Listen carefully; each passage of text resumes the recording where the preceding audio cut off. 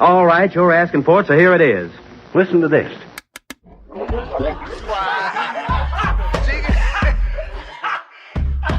want you folks laughing at. We partners pod, kid. You understand? We in here drinking, singing, swinging, all that shit, dog. We sweating, getting wet, and all that. All right, welcome to the 149th episode of the Drinking Partners Podcast. Yes, this is our Bobby Mitchell episode because, one, I just found out who the hell he was 2 minutes ago, but apparently he was dope as hell as a running back, and he played for the Browns, although he's best known for the Redskins, but he was very dynamic with running and receiving. I feel like we're very dynamic in the sense that we do live shows, we do shows in studio, we do comedy shows, we host openings for play, we do a lot of stuff. A lot of shit. So listen, man, if you need somebody to be the face of your event, holla at us, all right? And listen, low key, I'm going to whisper it to y'all, but if you need two black guys, we're available, all right?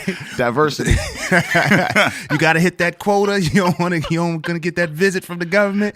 Call us up, all right? I'm half of your hosting tandem, Ed Bailey. I'm joined as always with my co-host Dave Bracey. Say what up to the people. What's good, you people? We are the Drinking Partners, and if you're looking for us, you can find us on epicastnetwork.com/partnerspod. You can find us on iTunes, Stitcher, Libsyn, and Google Play. We Googleable. Under Drinking Partners. You can find us on IG, Twitter, and Facebook at PartnersPod. 149 episodes we've been asking you, man. We're going to continue to ask you, please hop on iTunes, rate and review. That's how we know what we're doing well. That's how we let others know that we're doing well, and that's how we continue to do well. So please hop on iTunes, rate and review. Listen, you love us. When you see us in public, you tell us you love us. That was a weird sound, so I'm going to finish what I normally do.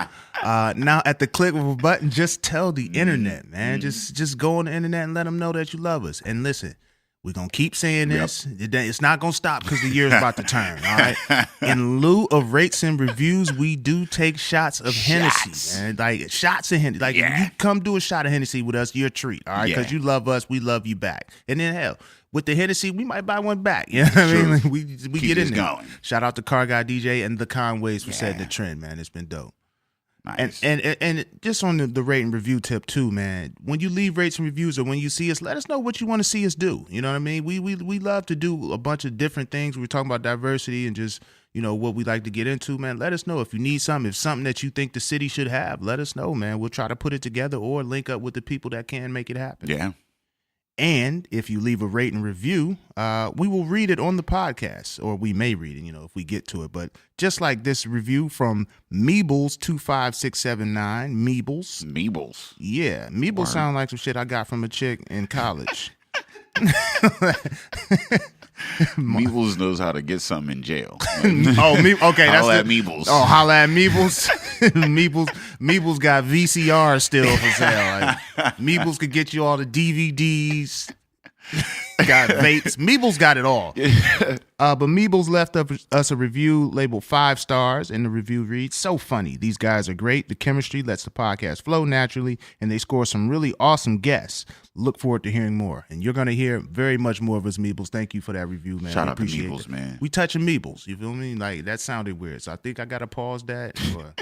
Meebles does sound like, I mean, it could go some way. Yeah, I mean, he definitely wouldn't be around my kid. I'm definitely not letting Meebles. Meebles is the mumps of STDs. I don't even know if that shit still exists. I don't know what they do for Meebles. Do you cut it off? Do you gotta burn it? What do you? Holla at us, Meebles. A single dose. You done? What's the 25679, Meebles? It's not a birthday. Is that how many shots you take it? We'll get off of that, man. We'll get off of that. So we got first night coming up. We're super excited for that. Last year we had Ed and Sean Carler come down to Kappa. They burnt the house down. They loved it so much that they brought us to the Biome Theater this year. Mm-hmm. So we're excited to be down there. So if you're looking for tickets, that is at pghfirstnight.com. It'll be the first night of December 31st downtown. You know, you can get tickets. I think you do like a button thing. Yeah. I mean, and like you get to pick out various events that you want to go to. So get your buttons. And one of those events that you should come to is the Biome Theater. We've got comedy and improv. And this year we've got Wally Barham coming out of New York. Super funny gal. Yeah. Standing ovation at the Pittsburgh Comedy Festival. Super excited to have her in town. And one of the best in the city, John Evans, man. He's taking a break from his busy life around the country to come open up the night. Downtown. So December 31st, Highmark's first night, Byham Theater, 3 shows. So there's 3 opportunities. And I think the last one ends at like 11, so that's enough time for you to still get out. See the ball drop. Still get the ball drop. Yeah, I mean, so I'm gonna pause that because I can't say ball drop and then they say ball drop because that's 2 balls dropping and it's weird. We gonna move on. But holla at Meebles if you need a button. Like Meebles probably got the buttons. Meebles got the buttons for the low. Get you into all the events. But shout out to that. That's a great thing.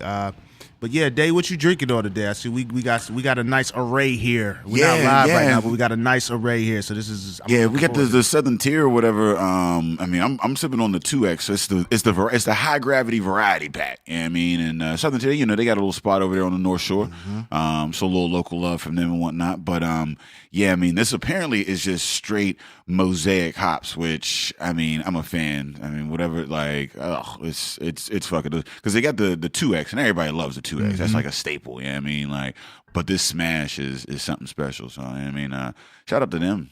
Shout out to Southern Tier. We smashing this, and we gonna get this podcast rolling because we got a guest that's gonna teach us about some beer. Like we got a columnist at the Incline. And shout out to the Incline, a very dope mag. Shout out to my boy Radon, who was recently Radon and Anquinique was in. I think Anquinique was in. Anquinique was they won. It was 40 under 40. So shout out to them. Shout out to the mag. But we have their beer columnist Chris Togneri in the building. Say what up to the people. I nailed it. What up, people? And that was a perfect pronunciation of my name. I nailed it. All right, my work is over. Like I don't have to do anything else this podcast. I'm done. I did Togneri. You understand? It feels good to roll that R. I'm just glad we're sober enough.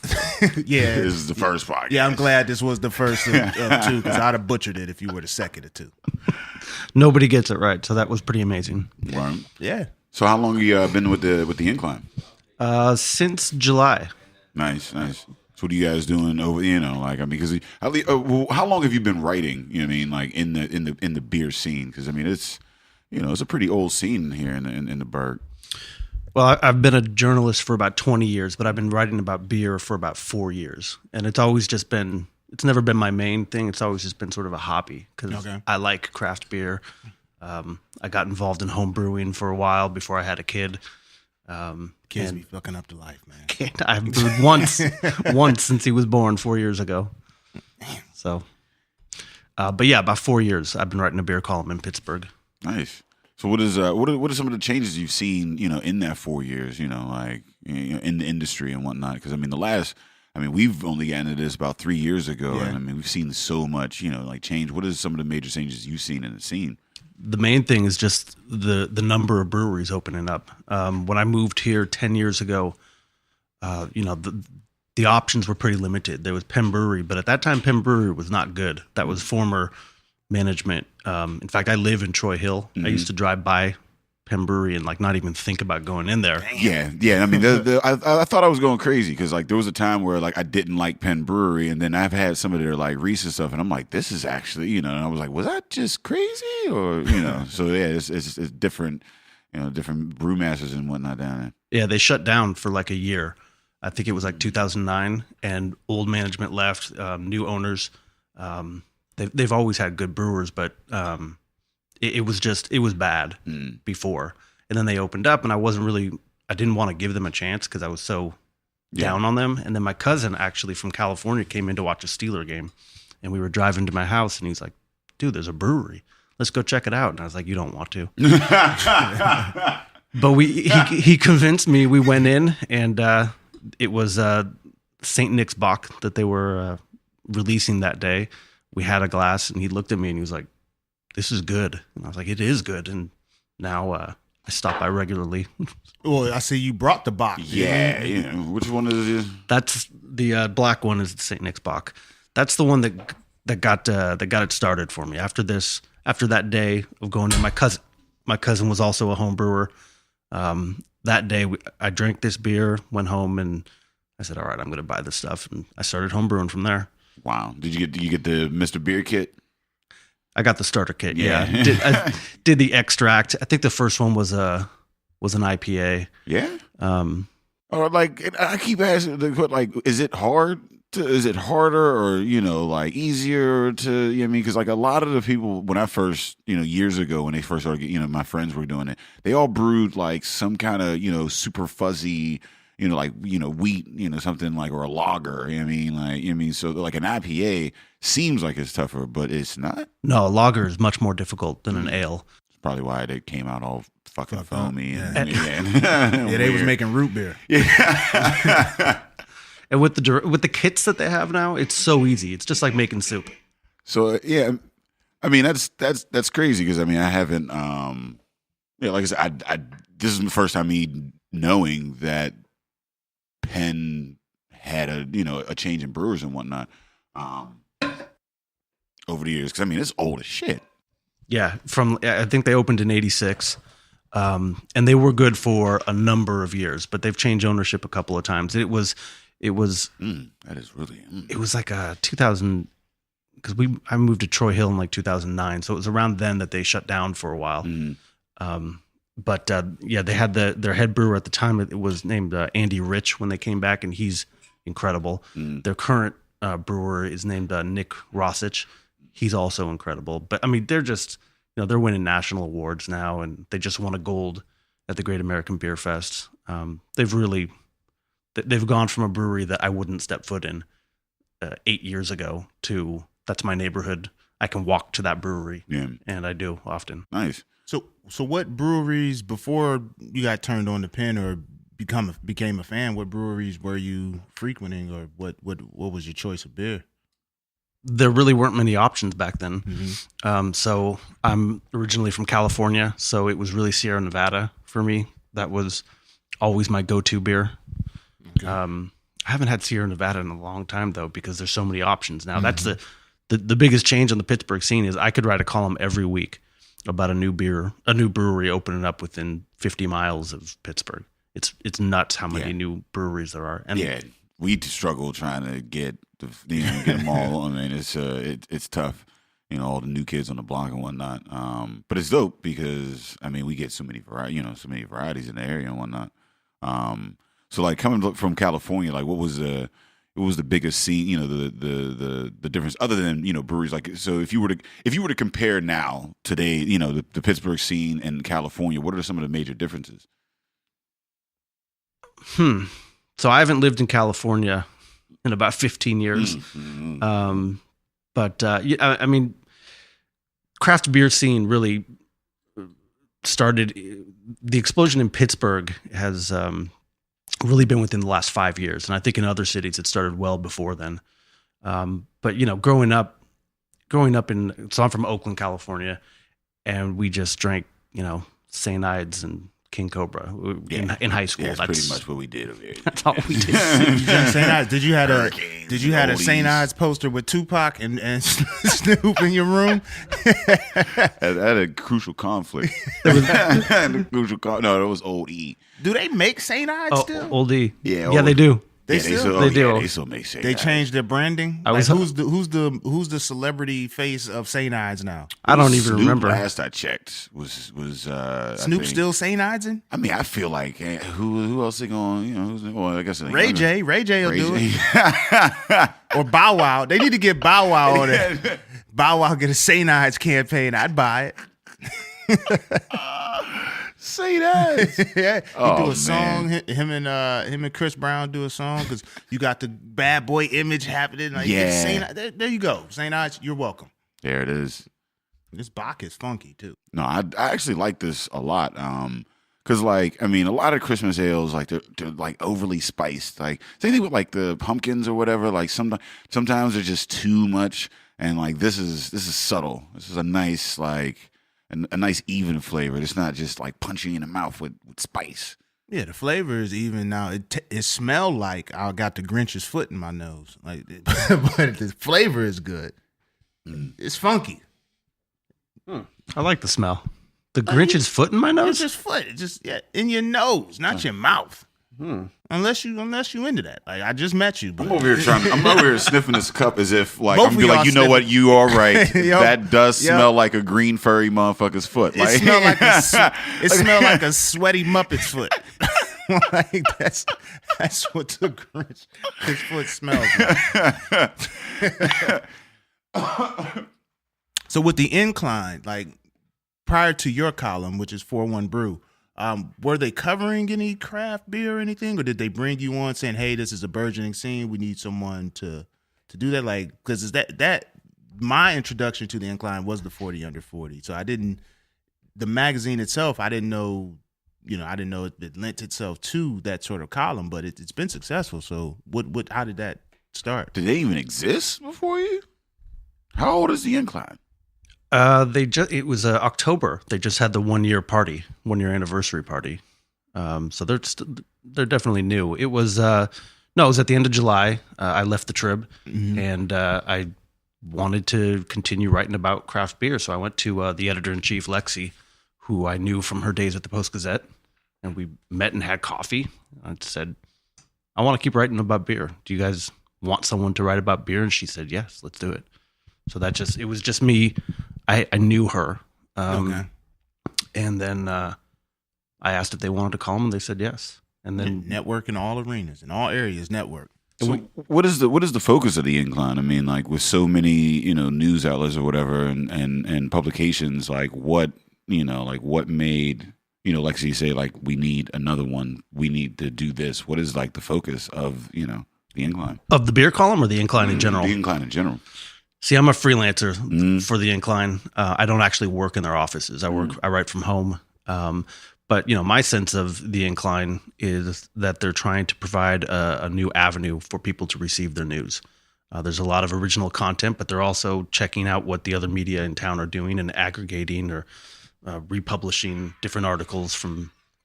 But their original content has been pretty useful. They had a voter guideline basically before the last election that was very handy. I think Peduto retweeted it too, saying this is a good primer for when you hit the booths. So, everyone right now is trying to figure out the digital world, especially if you're in print. And the incline is not print. Right. It's just online. But I come from a print background, and I just know that everyone's struggling, trying to figure out how to make it work.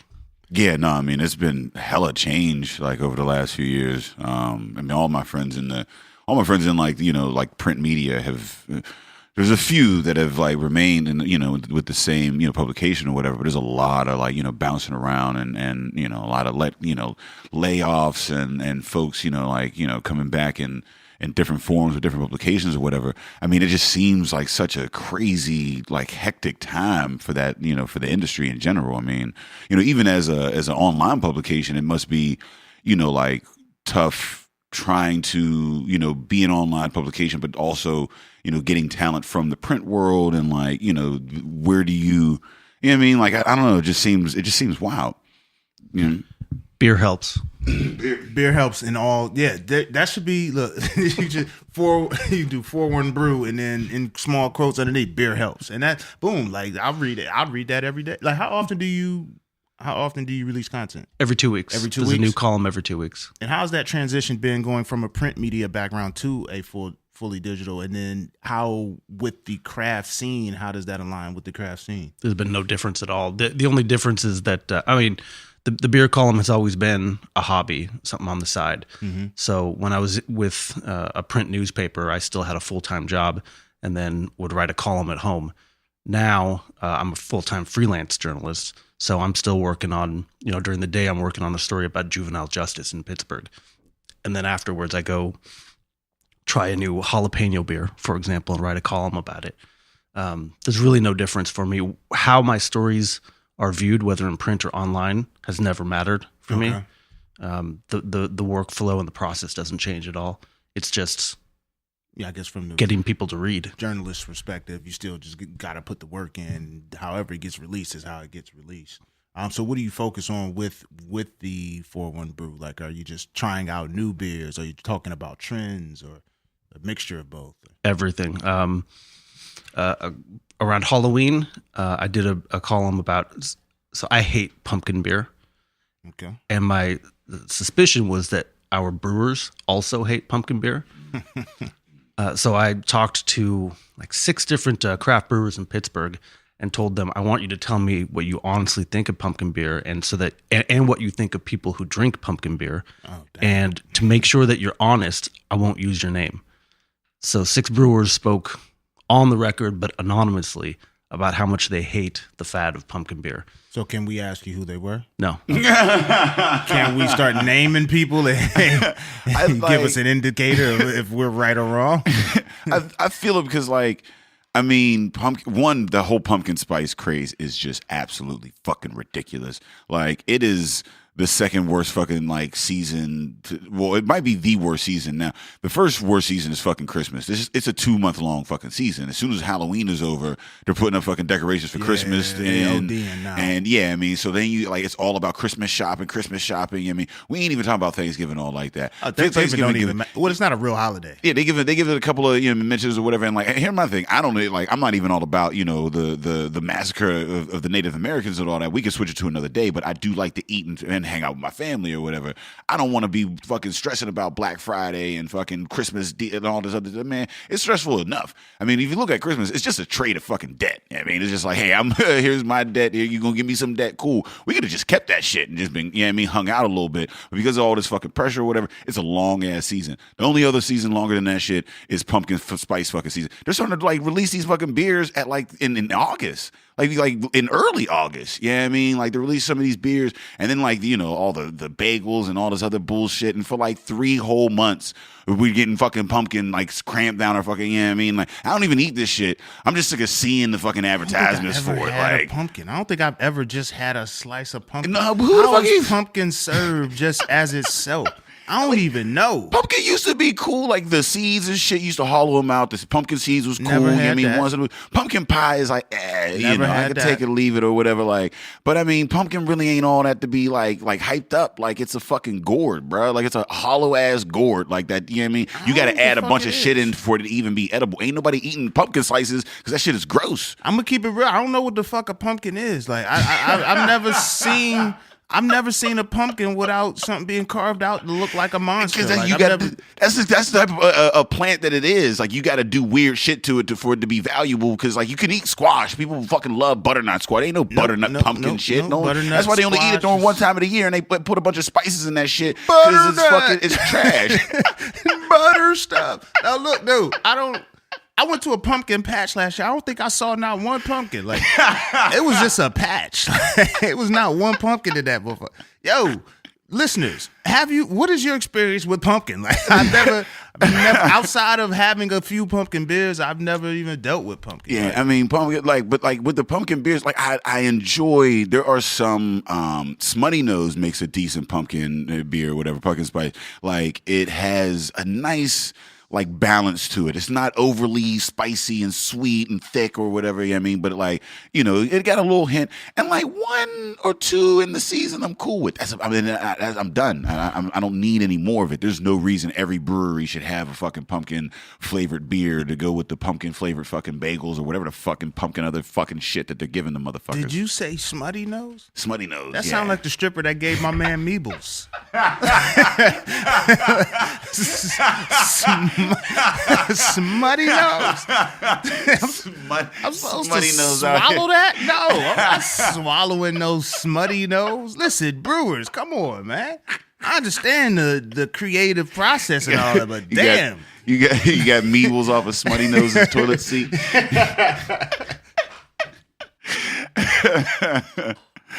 Yeah, no, I agree. I mean, I think that a couple of but that whole fad, just the whole pumpkin fad, man, is just like, where did this shit even come from? So wait, did you get brewers hitting you up after the 6? Like, no, put my quote in there, because we've spoken to a couple who like said that they don't fuck with the pumpkin. Like, yeah, I think that's an interesting article because I think it is a well-kept secret within the community. Like, we don't really like pumpkin, but I think to the larger mass who just, people get into shit. Like in America, consumerism, like you just get into shit. Like you're just roped into something. So now pumpkin is released. Yeah, you have to have it because if you don't have it, if you don't have fucking pumpkin spice, whatever the fuck blaring outside of your shit, nobody's gonna come in. I almost bought pumpkin beers for this podcast just to fuck with y'all. I didn't know you didn't like pumpkin. I was gonna fuck with Day's show with wild pumpkin beers, but then I was like, damn, I'm gonna spend $30 on this case and we gonna drink 2. Yeah, that's a hell of a gag. I ain't balling like that. Like be throwing $30 away. True, that should be here for like 6 podcasts. Yeah, well we'll be at the 4th of July cookout with all these pumpkin beers. Like the breweries will have like the shit that's just kind of left over and it's a little cheaper or whatever, and I definitely bought a couple of them. I bought like 2 cases of some pumpkin fucking beer in like December, and it was never again. I don't think I bought another pumpkin beer since then, man. It was the worst decision of my motherfucking life. I mean, fresh pumpkin beer is just passable, man. That shit. So you should have got Day in this article, man. Next time I will. If you write any article where you need strong opinions, Day is your guy. That's your guy right there. Like that's you want somebody to be neutral and be chill, you ask me. But if you want somebody to use the F word, you get Day in that article. Just be mad as fuck in the article for no reason. Like you gotta read Day's quote. You could feel the anger from this quote. Like fuck them pumpkins. Like what did pumpkin do to you? Like actually, the first brewer that I talked to, he was strong. His opening quote was, "First of all, let me say, fuck pumpkin everything," and then he just went off on this tirade. God damn! I'm telling you, man. Did he? So, did you get to publish that quote? Can you drop F-bombs in the incline? It's digital. I had to email the editor and be like, "What's the policy on the F word?" What's the policy on pumpkins? She didn't know, but then she got back to me and said, "Write it." Nice. So I would like to write for the incline. Anywhere you could toss an F-bomb in there, like, yeah. They is it Garrett Oliver? He came out and was like, fuck the New England the New England IPAs or whatever. The hazy. The whole hazy thing. Yeah. I find it hilarious. This whole New England saturated, but they're good. They call them NEs, and like depending upon you, because we've had at least like 3 different people give us 3 different answers on what NE stands for. You know what I mean, and I've seen it in print, and I've seen it from brewers, and like motherfuckers don't know. It's like, oh, it's Northeast IPA, and it's like, no, it's New England IPA, and it's like it doesn't really fucking matter. Craft beer and acronyms don't mix. Yeah, don't nobody knows. We had the whole discussion at Troves with the BBL. What the fuck that was? They just knew how much they could. Like, look, we know we could put somewhere in the vicinity of this much. We know how much dollars come from this motherfucker. BB what? Like, but yeah, no, I mean that's hilarious. But like, yeah, I mean that whole because that's the phase. Yeah, I mean that's that whole craze. And some people are like, it's here to stay. It ain't going anywhere. Like it's a staple. And some folks are like, it's a fad. It's going. What do you like? What's your take on the whole sitch? IPA in general is never going anywhere. That's the number one seller at every craft brewer. In terms of variations of IPAs, it's going to ebb and flow. People are going to try new things. It's going to become a hit. Some will stay, some will go. I don't know. I mean, I don't care if my beer is hazy or not. I'm more interested in the aroma and the taste, and the hop levels, and I like a smooth IPA. If it's hazy, okay. Yeah. You a stronger ABV guy, or do you like to be able to sit with a few of them? Sort of both. I mean, I like, especially this is the season where the high ABV beers come out, and the brewers get creative with their beers. This is my favorite beer season. Because it's cold, and in Pittsburgh you can't drive, so you might as well just get drunk and fall asleep. It's dark like 18 hours a day, so like what else is you gonna do? You know what I mean, like, yeah, no, I never thought about that. I mean, I do. I like the season. A lot of the darker, the porters, and you get the spices or whatever. I do like, the summer as well. The variety of like the lighter IPAs and whatnot.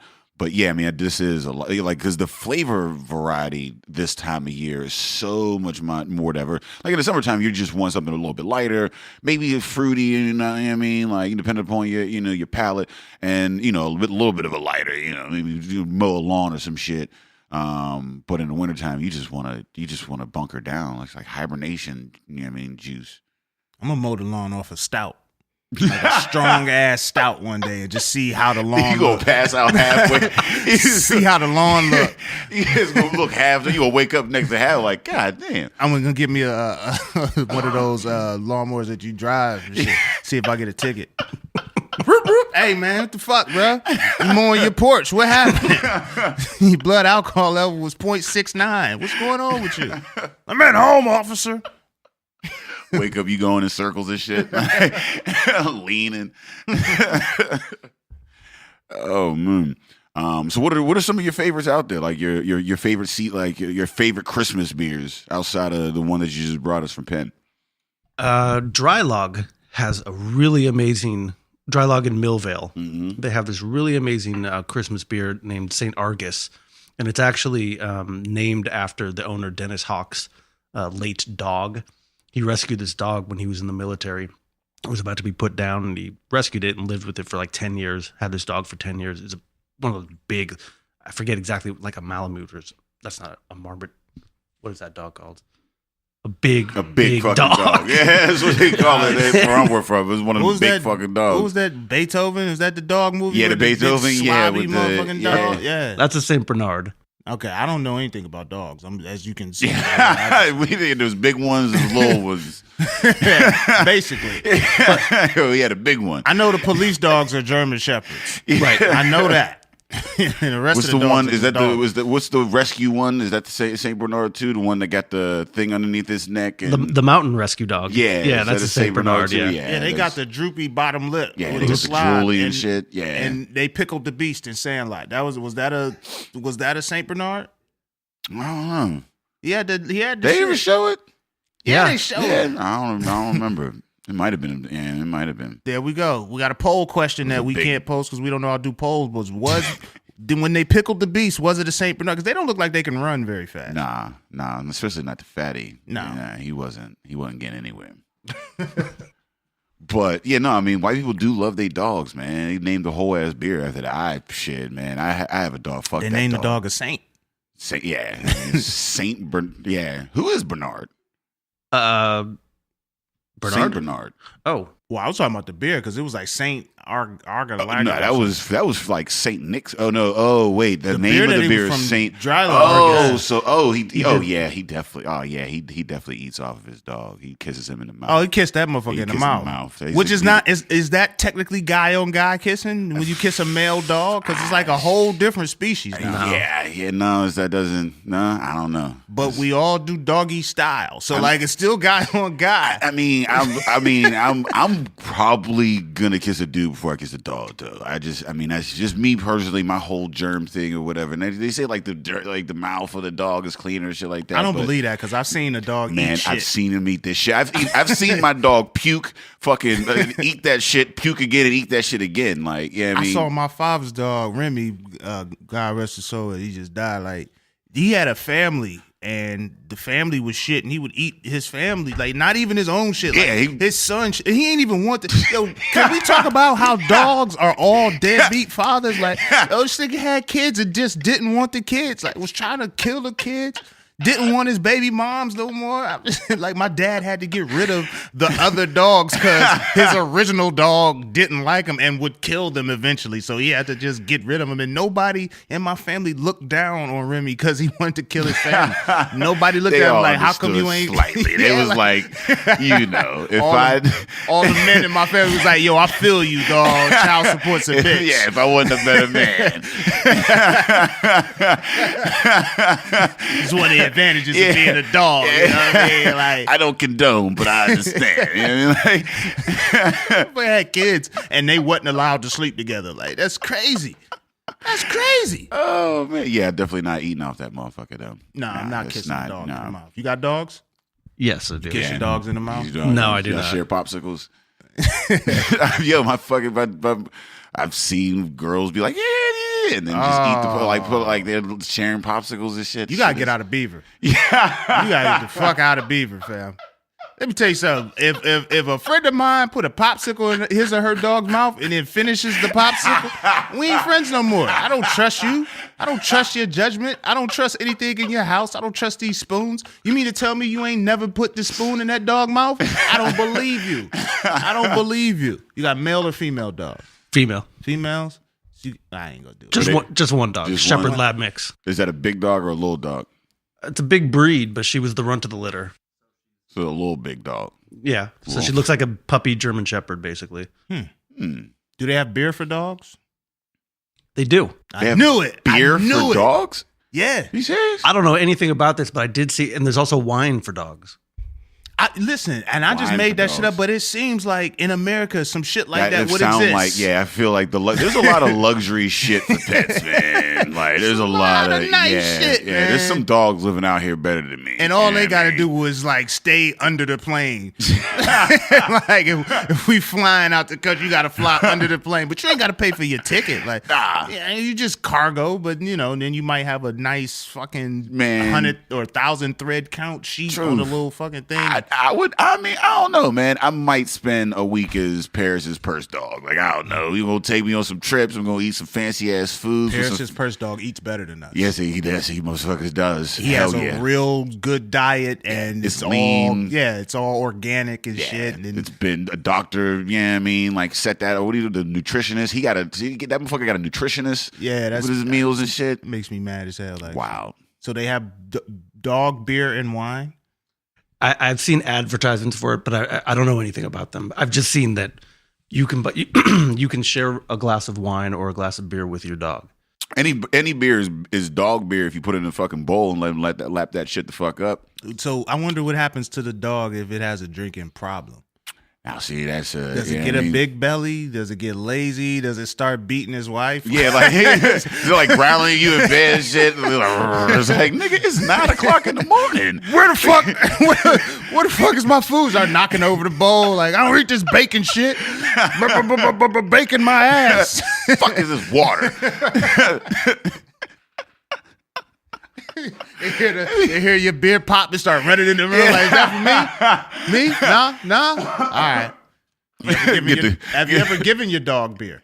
No, Oh, okay. No. and I don't think dog beer has alcohol in it. Oh, well then that's And it ain't just beer. so- It's just- See, that remind me of the motherfuckers that buy that non-alcoholic beer shit. Just like, what is you wasting this money on? It's Like, that's the same tofu shit. Like, you don't eat meat, but you want to taste chicken. yeah, Like, see, fuck out nah, of here. I mean, you subscribe to your life, whatever life you chose. I mean, live that. Can you just commit? That's Yeah, all man. I'm saying. Like, have your tofu taste like tofu. I don't know what that tastes like. Have your but beer have fucking alcohol in it. Please man. do it. You ain't drinking beer. You just drinking shit with bubbles. Just trying to fit in. You just want to taste some fucking beer. I don't know. I mean, I guess motherfuckers got issues. You know, that's cool. I apologize for you motherfuckers that got the issues and shit. Y'all probably shouldn't be listening to this podcast though. Well, yeah, If you got a drinking problem, Well, that seems You more might- like an enabling thing. Like, if you have had alcohol issues in the past, I don't think the answer is to give you something kind that of like tastes alcohol. yeah, because like It's not like a nicotine patch. Like, it's not the same thing. yeah, because there's actual nicotine in it. You're not smoking like tobacco, like nicotineless tobacco. That would be, yeah, I mean, all the cancer, none of the fun. Like, like Just chewing candy cigarettes. do you still get calories in the alcoholless beer or whatever, like the non-alcoholic beer? I mean, there got to don't be even know some. where you can find that shit. That's in one of them real good grocery stores. That's in the Market District at Robinson. They got non-alcoholic beer there on the bottom shelf collecting dust because nobody wants that shit. Non-alcoholic. I beer. did get my dog drunk once when I was about a teenager. You know what I mean? Let him lap up a little, and he basically would just kind of and then just Was it pass beer out. or alcohol, like liquor? It was beer. I don't think they have drink like they ain't hardcore. Like I mean, if Well, you they ain't shit. They don't make none of their drinks. Like, what you mean? I don't think he asking for hard. He don't make none of his shit. Whatever you put in the bowl, like, motherfucker gonna yeah, try it. I don't know if you could give a dog whiskey on the rocks. Like that, you gotta be. You know what I mean? Well, you technically probably can't give a dog beer, but you did. He Yeah. survived for some time. Yeah, I don't know if you shortened his lifespan. might have. Can you do an article on dog beer? I think I have to at this point. I think that's important. All aspects of beer. All aspects. Do you in your so I know that you said you're full-time freelance now, and the beer columns have always been kind of a hobby on the side, and you do some serious journalism.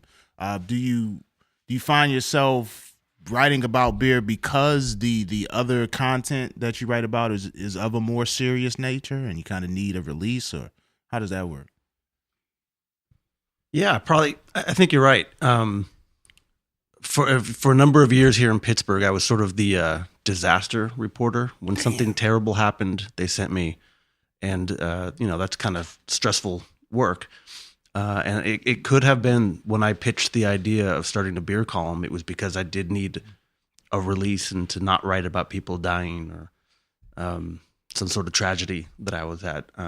That's a good point. But now what I'm finding as a full-time freelancer is that in the freelance world, it's a lot more difficult to get publications interested in serious journalism than it is to get people interested in beer journalism. I have no problem selling stories about beer. Yeah. It's much more difficult when you're saying, hey, I want to write this 5,000 word story about foreign adoption rates in America. And people are like, eh. Yeah. And so I don't want to be a full-time beer reporter. I want it to be my hobby. Right. So it's a different world. Yeah. Why do you think it's more difficult to sell, those articles about subjects that may or may not be taboo, may or may not, is it because they think they don't want to offend a certain demographic or they don't want their publication to focus on that? Or why would you? Because that seems like if you say, for example, foreign adoption rates, that would be an interesting article just to get some information. It's not like I'm going to read it and then I can do something about it because I'm not bringing in no kids that ain't mine. But budgets are down. Print media do not generally have the money to pay. So when you're in the freelance world, there's a select group of people who have established freelance relationships with different magazines or newspapers, and getting your foot in that door is the tough part. Okay. Not when you're writing about beer. When you're writing about beer, you knock on the door and they're like, yeah, we'd love to hear this story. So, all right. America loves to drink. Yeah, I mean, America just elected a reality TV star, so I mean, their focus is on entertainment. Oh, we just don't have a president. Yeah, I mean, they just it's all about entertainment for that, and I mean, it's still like you said. I mean, to try to balance that, I mean, because you still wanted to get the important shit out. Like we as entertainers, as comedians, like we want to entertain. I mean, we also feel like with the voice. There's a responsibility. I mean, you can't all be all fun jokes and shit. Yeah, you gotta have something, So I mean, that's a hell of a balance, to have. I want to get back to this dog beer real quick though. No, he ain't letting that shit go. But because it's dry log, and you said it was a winter, and they're known for their sours or whatever. So is it a sour? No, it's a Belgian style, and it's dark, and it's got a lot of different spices going on. There's some orange, there's some it's been a while since I had it. Orange, there's some coriander.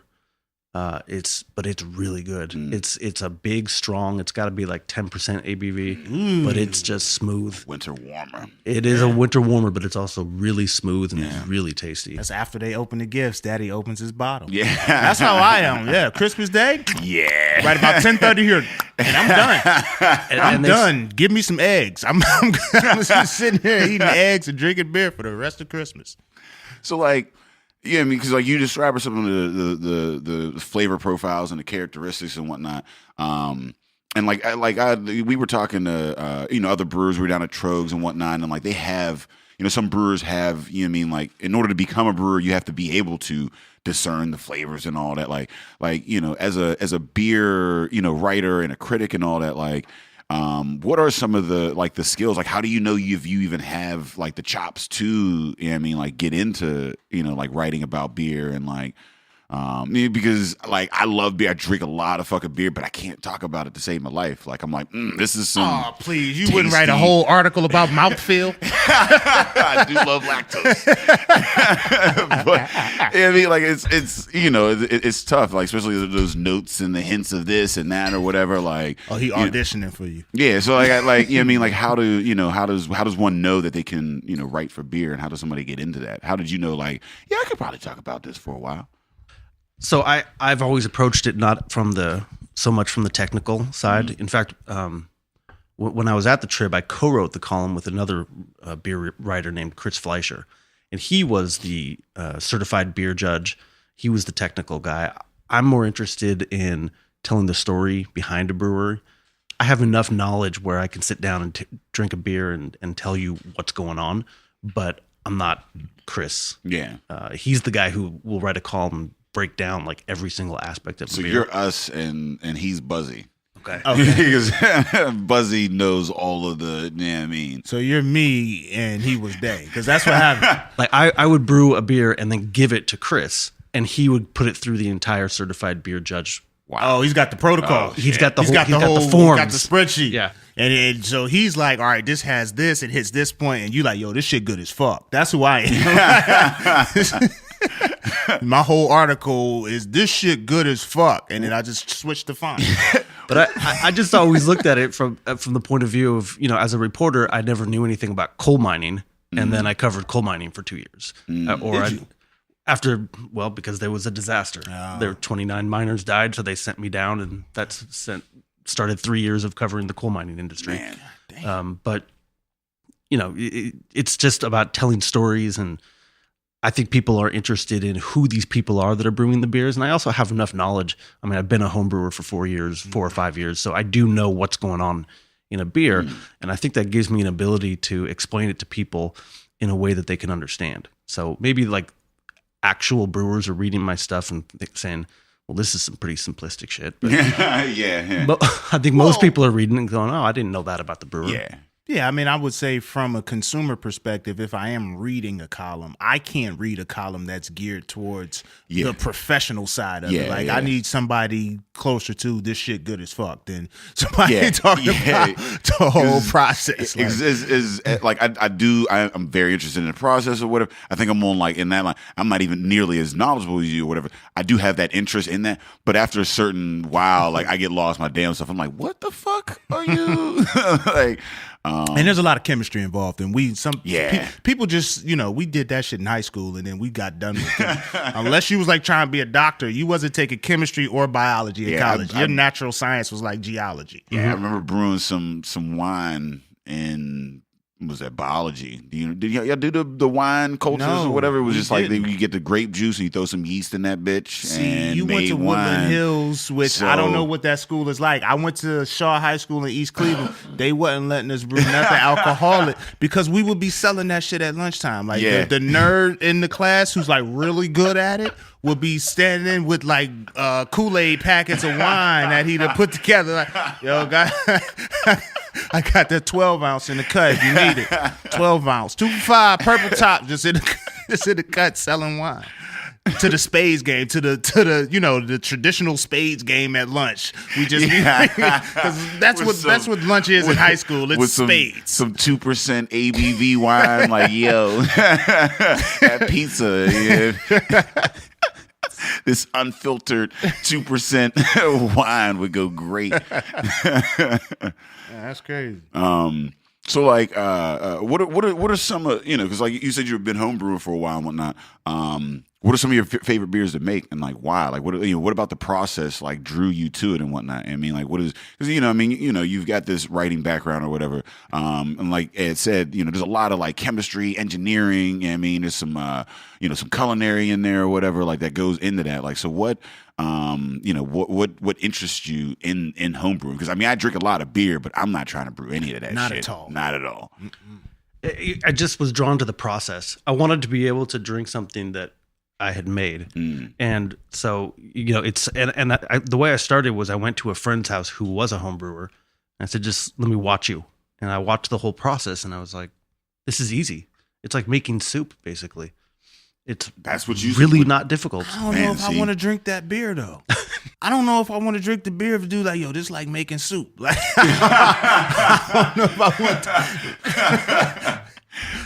We got I just know that 6% stew. I'm not patient enough to brew. You know what I mean? Like, I like to go buy my beer and go home and crack one open. Like, I made gravy once, and I was mad as fuck after doing that. Man, I still have not mastered gravy, man. I love cooking, but gravy is hit or miss. Sometimes it's too much flour in that just bitch. buy gravy. Like, I was like, why am I making this? I was trying to impress a woman at this point. Well, so that's made gravy and shit. And I was like, you know what? I could have just got a can opener and just. Well, it depends. See, you shouldn't make gravy. I've had like the good homemade gravy is fucking fire. Like my aunt and them make the motherfucking gravy. That shit is worth the, you know what I mean? Well, but I shouldn't make gravy because my not. shit don't taste nothing like that shit. I don't know if I'm gonna just come out with a fire ass gravy. Like I don't think I'm gonna have a fire ass gravy. I think I still had flour in my gravy. Like there was still lumps of flour. Yeah, that's like, what the problem. I can never. You know what I mean? Every once in a while, I'll get it right and it's smooth and it tastes good. But it's always like, usually there's lumps in that bitch. I can't really get that. Do you cook? Like actually, like cook and shit. A little bit, like yeah. food and whatnot. Yeah. Because I mean, typically home brewers, I mean, like they're either like like these chemists and engineer whizzes, or they're like chefs that were like, oh shit, like you said, like oh shit, it's just a different process for food. You know what I mean? Like, so I, but you fell in love with the process. I was like, yeah, I could boil some shit. Trust the process. You like a Sixers fan? No. Trust the process. No, I'm a Warriors fan. Why are you gonna say that to me? I'm from Cleveland. I'm from Oakland. I'm from Cleveland. Like I don't fuck with the Warriors. Now this whole podcast about to take a whole left turn. You know what I mean? Because we interrupted y'all dynasty, so I'm cool with that. But y'all went and got Kevin Durant. That just made me. You let's didn't get hear off of that. the Durant episode. Yeah. I don't fuck with Durant. He don't brush his hair. Like fuck Kevin Durant. You don't come out there. They ain't got the nerve to have an attitude about people feeling some type of way, but he left my boy Russell Westbrook in Oklahoma City. I thought, like they were talking about this super teams and all that, and like I said, I don't even follow like the NBA all like that closely. Been super teams, but like there's always seems to be like that team. I mean, even baseball, like, I think baseball is wildly lopsided. That's why I don't watch it because it's just there's big market teams, a lot of small parity market in teams. it now. There's a lot of parity in most of the American sports now. Like this year has shown a lot of parity in baseball. Like you didn't know who exactly was going to win. I mean, the Dodgers through the regular season, they were looking really good. The Indians went on like a 22-game winning streak, and then we got eliminated the first round. The Yankees looked wildly inconsistent at some times, but they ended up with like 95 wins, so there was parity there. In the NFL, there's like the Rams are good. Yeah, the NFL has apparently. always like been. I mean, but the Rams ain't never been good. Like I ain't watching the NFL now, but I still kind of keep up with it. Back in like the late '90s, like I mean, they won. They won a Super Bowl. The greatest show on turf, which would lasted like 4 seasons tops. Yeah. I mean, the rest of they had what they had some quarterback back, and I can't ever think of it. And they had the tight end and all that. But there's been a lot of Rams fucked up seasons. No, the Rams haven't been good for a while. You know what I mean? Like, and I think that you'll Vikings have those like really good this year. Like, there's a lot of parity. The NBA hasn't turned out how people thought. I think typically the NBA is pretty lopsided. Like when people say like, I mean, whoever is in the championship the year before, you're typically going in late. Well, the NBA is a sport, one of the few sports where you got that dude, then because that dude can have the ball. Yeah, he has the ball. Yeah. You know what I mean? Wherever Braun is, you're going to at least be that the dude. champion. Yeah, he's going to have the ball, and nobody's going to be able to stop him from putting the ball in the basket. So, I still say fuck the Warriors, just to harken back to that. I respect what they've been able to do, and I respect how they built that organization up until Kevin Durant, was a sucker. And I mean, like for the Warriors, I can't blame the Warriors. Kevin Durant, that was a sucker move. I feel like it just in a sense that like I think it's twofold with me. I think one, I'm not even mad at Kevin Durant for real. Like it's like all right, so if you work in any industry and you get the opportunity to go to a better climate with a better company, you'll probably take that. Win a ring out of, I mean. Now, with sports, we as fans and consumers, we're like, oh, you're supposed to have this competitive edge to you. And they're like, nah, I don't have to have they shit. Ain't in it for, I'm making millions of dollars, and I'm going to go make millions of dollars in Cali. Like, why would I stay in Oklahoma City? Yeah. Business-wise, it was a great decision. Yeah, it was a great business. But fuck Draymond Green, because, he a sucker. Because he's supposed to be all this super competitive guy, but he called Kevin Kevin Durant from the parking lot after we eliminated them after we beat them in the finals. He called him from the this nigga didn't go home. Wow. He didn't go see his dog, kiss his still dog. crying, He like, called him from the parking lot, like, yo, we need you, bro, to jump LeBron. We gotta get this nigga LeBron, man. LeBron crazy. We gotta get this. You know what I mean? And I just don't feel like as a black man you should abandon another black man in Oklahoma City. Tough. Yeah, Like, Oklahoma. you don't leave a black man in Oklahoma, fam. Like, you don't leave him there. Bring him with you. Talk to him. Oh, Just man. leave him in Oklahoma, man. Like, damn. Yeah, man, ain't nothing out there but tornadoes and Europeans, man. It's tough. Couple reservations here and there. Like that's a tough place. Yeah. Yeah, that's fucked up. I'm sorry. We've been freelancing this whole episode.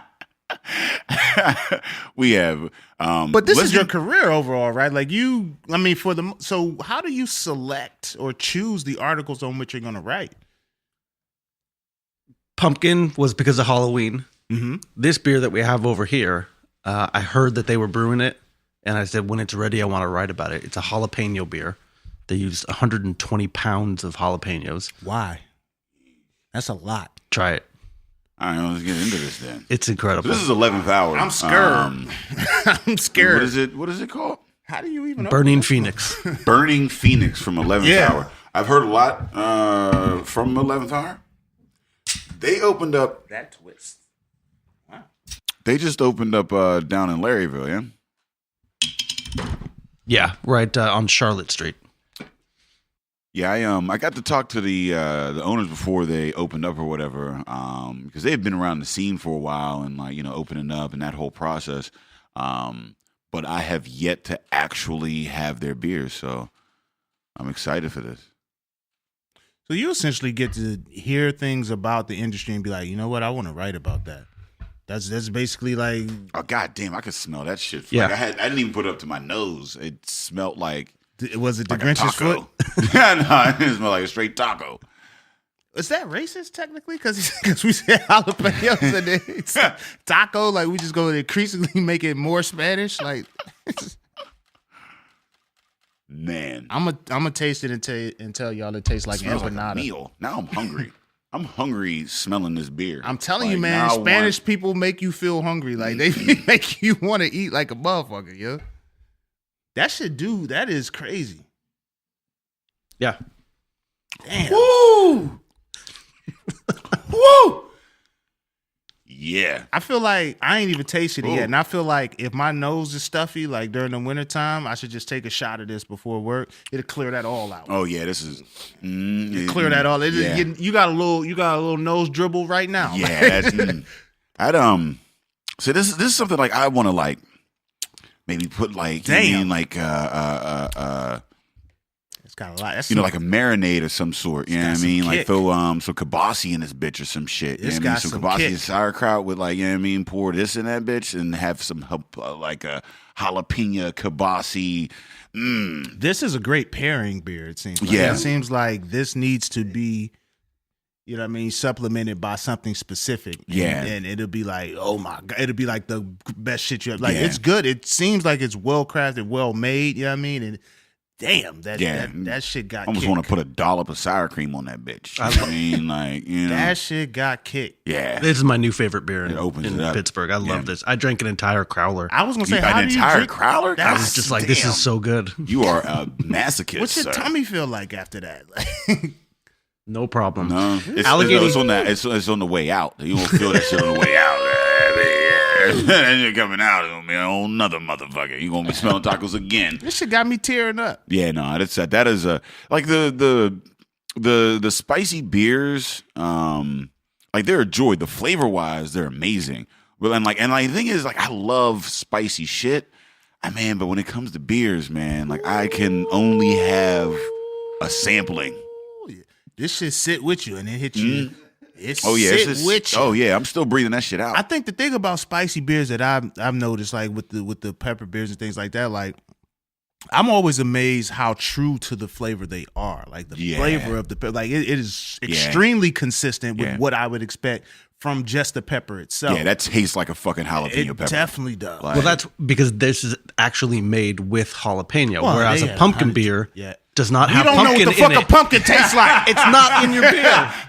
All that pumpkin shit you buying off the shelf may not even taste like real pumpkin. You gotta fam. bite into a pumpkin before you could say that tastes like fucking pumpkin. Ain't nobody ever bitten into a motherfucking pumpkin.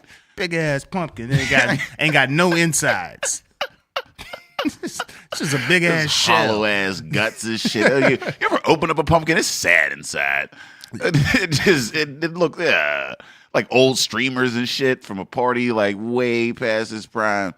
It's terrible in that motherfucker. Don't invite me to a pumpkin party. I mean, that just sounds. The old girl's fucking carriage turns into a pumpkin. Cinderella. That's how you know it's a symbol for sadness. Yeah. I thought you was going somewhere so left when you said old girl was a pumpkin, because that's a terrible description. Like, old girl was a pumpkin, just all walls, no insides. Like, oh, that's terrible. Don't pay a stripper named Pumpkin. All walls, no inside, full of seeds. That's the worst. That is the worst.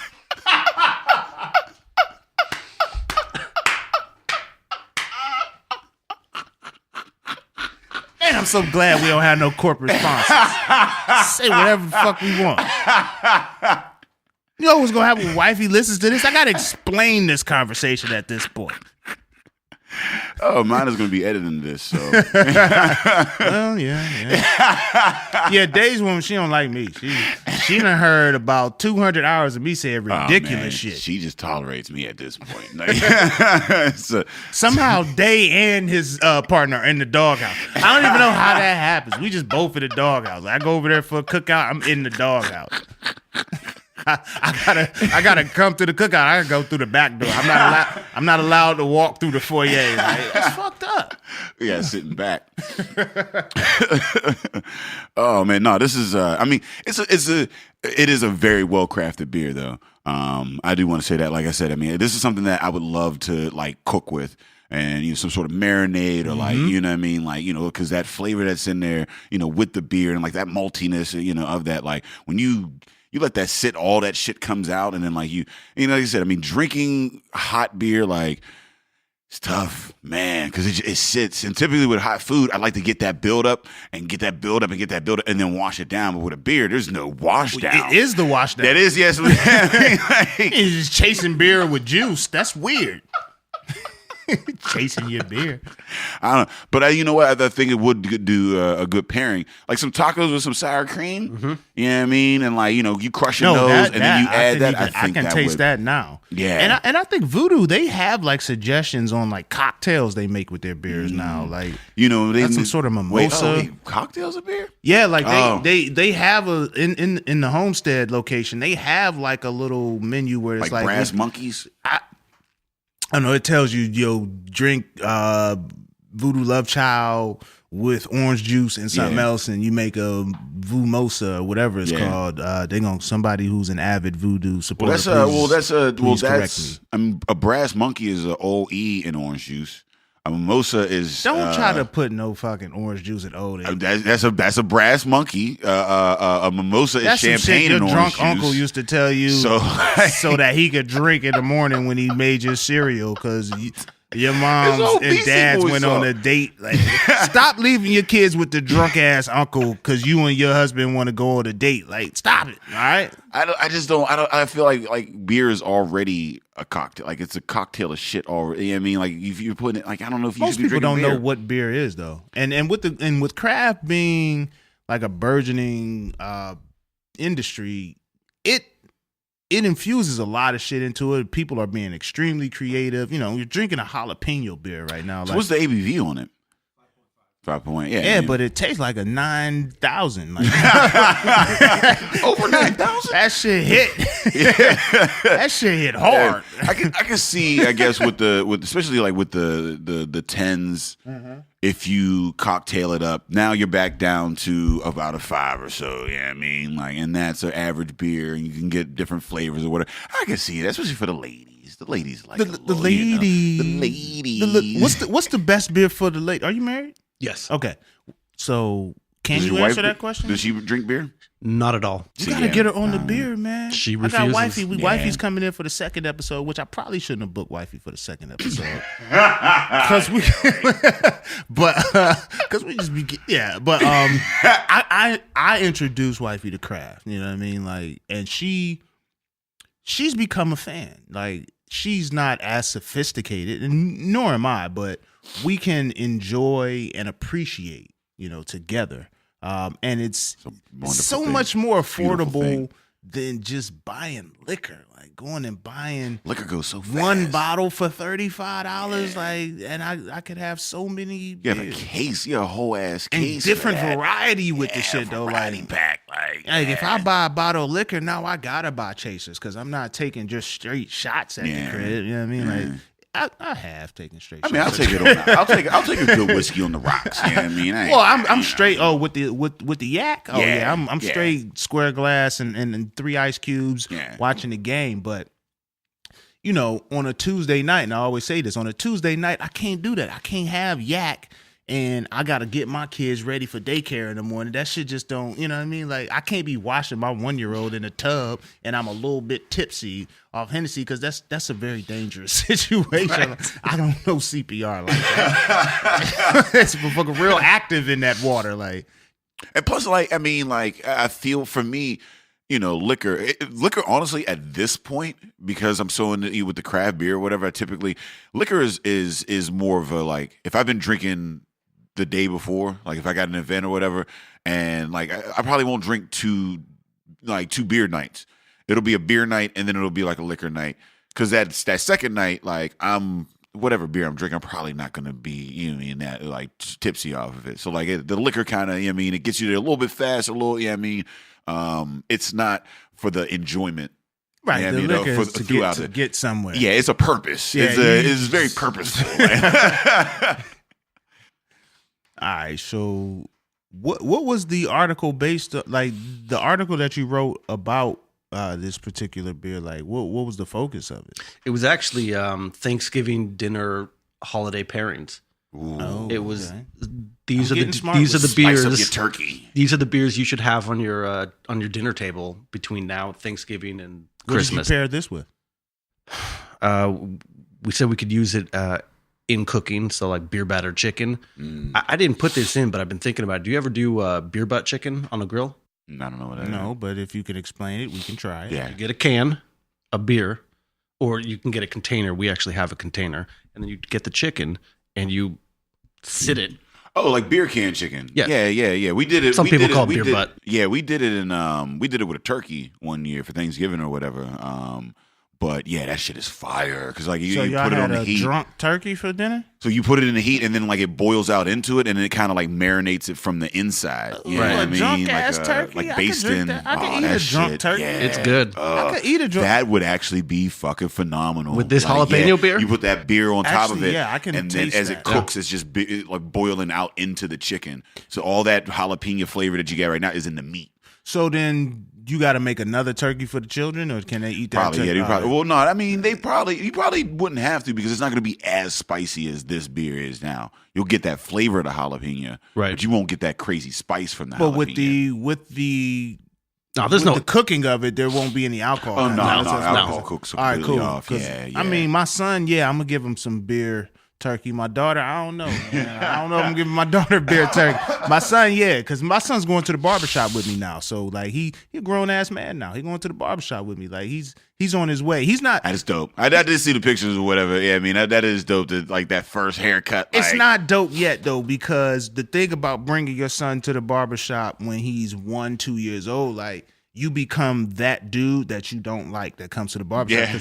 They can't have the conversations they like to have. They can't watch the shows they want to watch. They got I take them to the barbershop now. They got to put trolls on. Yeah. So I'm kind of I mean it's a good bonding experience, but I'm definitely a hindrance to everyone else in the shop. So I got to go at 9 in the morning. I do not miss barbershops, man. Barbershops are the shit. I do miss some of the community aspects of barbershops. I just do not miss having to fucking schedule and do the whole, fitting it in the whole, and that shit. Because that's a thing.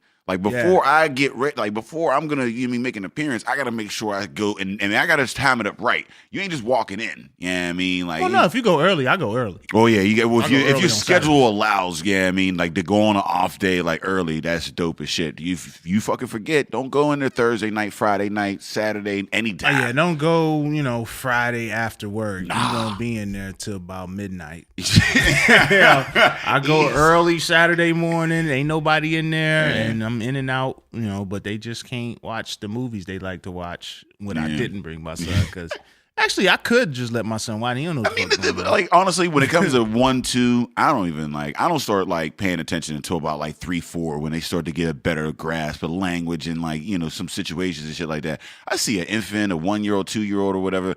Man, I'm still cut. Oh, man, whatever. If your kid's first word is fuck, it's because you've been saying it a lot. Like, not because you came and you heard me say it 15 times in this half hour. Well, I don't know. I watched Meet the Fockers and asshole. Like, I don't want to be that dude. I don't want to be that dad. You know what I mean? Asshole. Like, sorry, we just keep going on these freelances with you.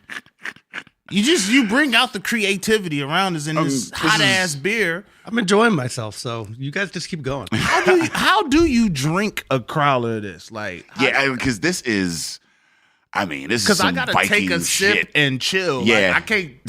I'm not drinking it. I gotta sip and then I gotta let my body readjust, bring it back down to a normal temperature, and then take it right back the fuck up. Like, it took a couple hours. It was during a Cal football game. I'm a huge Cal football fan, so. Okay, so this ain't like, you gonna pound a crowler in like an hour. No. Like a hazy, or basically any other fucking beer, right. You could probably get it through a crowler in about an hour and a half. So split it between two folks. But you said a couple hours throughout a game. Yeah, that makes Aaron more Rodgers sense. fan. Yeah, oh yeah. Okay, I can respect that because he beat the Steelers in the Super Bowl. And you're not a Steelers fan. So the hate. It's not hate. Hey, like what? It's not hate. You don't even like him because he won. You hate him because he beat somebody. Like that's. I like him because he beat the. I was at the bar. I was at Rum Shakers on the South Side when it was still Rum Shakers watching the Super Bowl. I got to witness the Steeler fans be humbled. Like that's a big thing for me. That shit was the weirdest fucking thing that I had ever seen. I came outside. I was down in Oakland, and it was like a funeral procession. It was so crazy. There was so many fucking people in the streets, thousands of people in the streets, but it was quiet. They wasn't saying shit. I ain't never seen anything like that. I've never seen people file out of the bar so organized. They had 2 single file lines that just, if you're going east, you went that way. If you're going west, you went that way. People were obeying traffic signals and shit. They were not walking at do not crosswalks and everyone shit. Like settled up their tabs. Yeah. Very, the bartenders told me good night. Drive safe. I was in Oakland that night too, so I saw it. Yeah, did you? It was all those fucking people, and it was just quiet as shit. And I've been like through a murmur. I've been through 2 Steelers Super Bowl victories. Mm-hmm. And those were fun for me too. Like as strange as it sounds, being from Cleveland, like those were fun.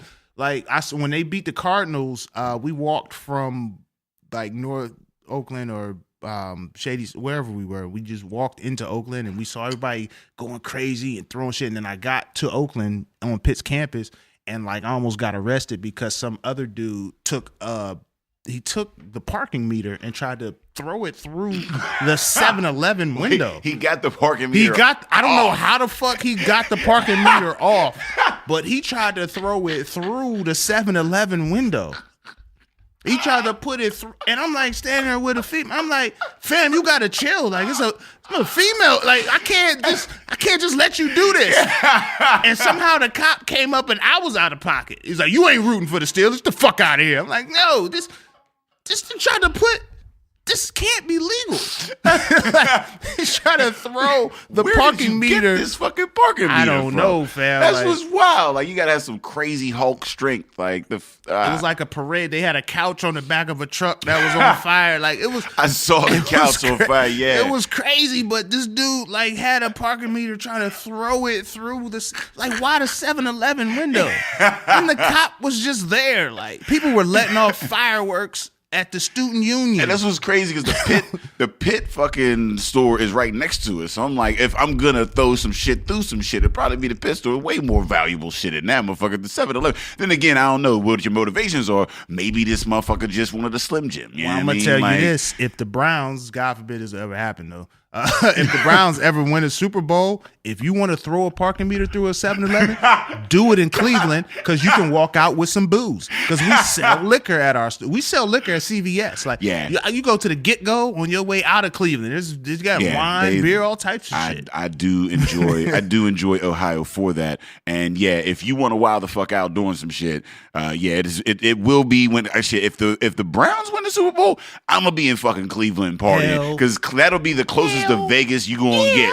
Like, it's gonna be no holds barred, wild shit going on. Did you see that video of the dude that had his shit? He was like eating his shit and throwing his shit and dancing in his shit, and motherfuckers was just cheering him on. They wasn't like, bruh, you needs to go. They were like, yeah, get that. Like, after the Cavs won. Yeah, I happened to be at the parade when the Cavs ruined the Warriors dynasty. We don't know how to parade though. Like, our parade really was from sun up to sundown. Like, that shit wasn't moving at all. It was long as hell, but yeah, man. They should have been throwing parking meters through 7-Eleven windows and shit. We could have walked out with some free Bud Light or something.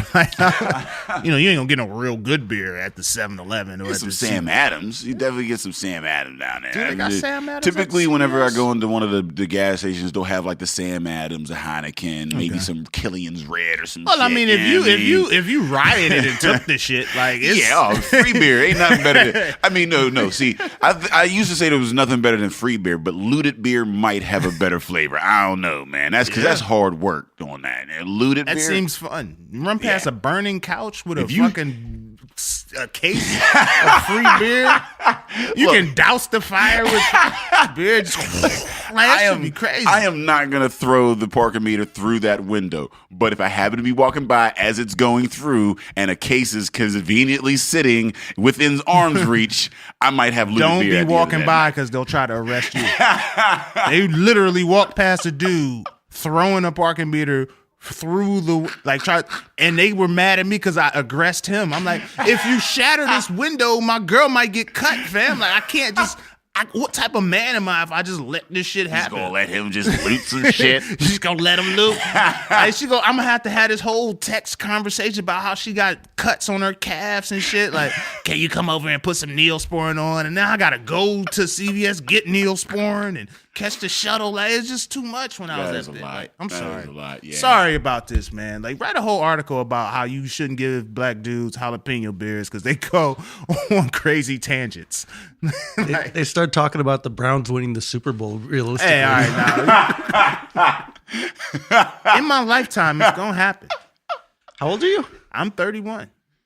In my lifetime, they won like 17 games since I've been alive. But we just got Josh Gordon back. And I'm rooting for Josh Gordon because he's... Is he back? Yeah, we reactivated him. He might have played today, I think. Oh, for real? Yeah, I don't know if he knows the plays. Because I don't think he could have practiced with the team. No, he couldn't do any of that shit, man. But you know what? That's wild as fuck. But if you think about it, I mean, he had 1,600 receiving yards on lean. Like, imagine if he just drinks Gatorade. Like, yeah. That's going to be crazy. But no, I mean, he only tested positive for marijuana, right? No, he used to drink lean. So he tested positive for that? I don't know if he tested positive for it, but he admitted to, like, drug use from a youth. And he was a trouble. You know what I mean? Like, I don't know. When hearing him talk about it, I was like, all right, I sympathize with this guy. Like, he grew up kind of in the drug culture. It was kind of his pacifying thing. You get to the NFL, like, they have a drug culture all themselves. They may not be illegal drugs, but there's a drug culture in the NFL. Well, there's also a lot of illegal drugs too in there. Well, yeah, there are a lot. But I mean, if you come in and say, my back hurt, you know what I mean? They're going to send you to the trainer who's the drug dealer, and he's going to give you a bunch of opiates, and you're going to take them pills, and, you know, you and your friends might have a party off the pills. You know, I mean, who knows? we can go a whole lot long about the whole drug culture and how, you know what I mean, like we're persecuting, you know what I mean, the bullshit and spending a lot of tax dollars on bullshit. Oh, no, we got to chill because we give him ideas, and we're gonna need parts. Like, if we see if we see a freelance article about the Steelers drug culture, right. The Cleveland Super Bowl. But we've had a great time because, like, I feel like at this point in the podcast, I can't pronounce your last name, so I know that this went well. like, I can't say his last name anymore, and that's a great indicator of good beer. Yeah. So if you could let the people know where they can find you. 41 Brew is the beer column. It runs every 2 weeks in the Incline.